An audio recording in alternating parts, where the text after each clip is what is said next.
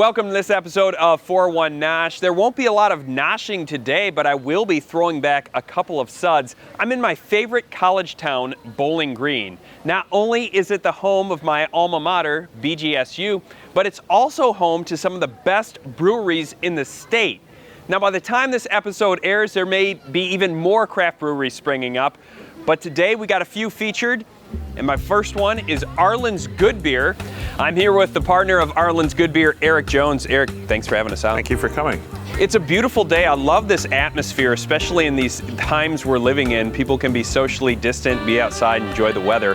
Tell me about Arlyn's Good Beer, why it started, and why you decided to build really this compound of craft brewery. Well, we started about 2 years ago. We got the idea I wanted to do live music, and my friend Roger Shope wanted to brew beer. So we put the two together, and we're brewing beer and having live music.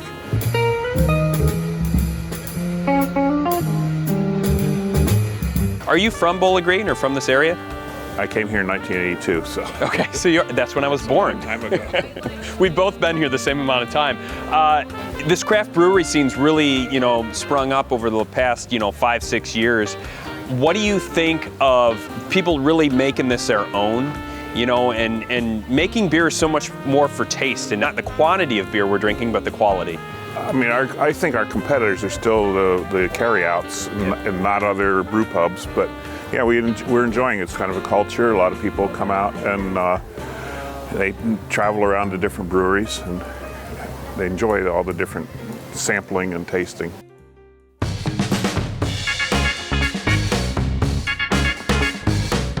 Did you purposely pick a spot that was kind of like off the beaten path of the traditional Main Street that people think of in Bowling Green? Yes, I think so. None of the places we looked at were on the Main Street. It is kind of secluded away here. Like, as I mentioned, it's very wide open. It's cool. I love the picnic tables and the atmosphere. How would you describe your crowd? Because we're obviously in a college town. Do you find it a mixture of college students and local residents? We have graduate students. Every Wednesday we do jazz night, and that's the BGSU jazz faculty, and then they bring their students coming in the second set. And so we get those undergraduates, and we get quite a few undergraduate students, but we don't really market to the undergraduates, and we don't get them. So we get mostly people from the neighborhoods.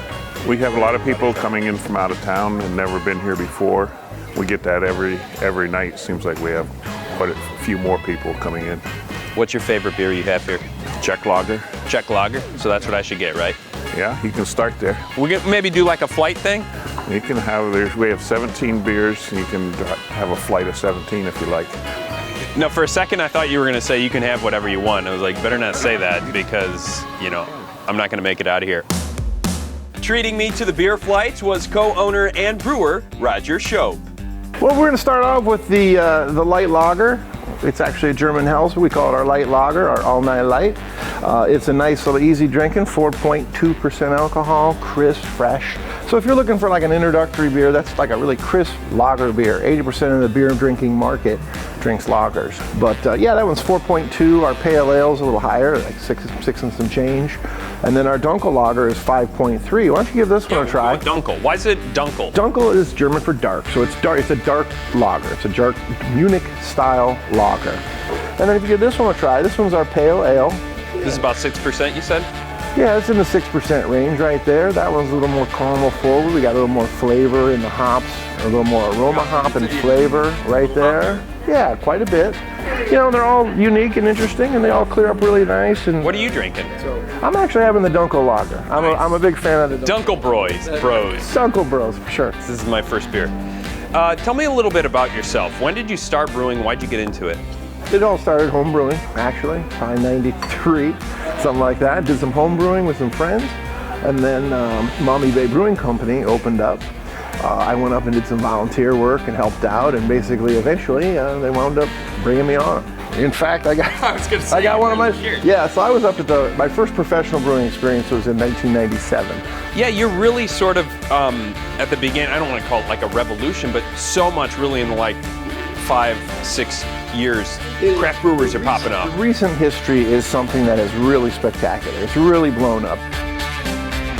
we're going to become a destination. Bowling Green, already we have friends from Napoleon coming in, people on their way to check out breweries in Michigan, Toledo, and you know, Bowling Green is going to become a place where folks come in, rent a room, get an Airbnb, go to dinner downtown, get coffee at Grounds for Thought, you know, and then check out all the breweries and make a weekend of it. So you guys don't know this, but in Roger's spare time, he does PR for the city of Bowling Green and every other business here because he loves promoting the whole city. Hey, you know, Bowling Green is a great place to be. I mean, it's a great place to be. I am a homer, so there's no doubt about it.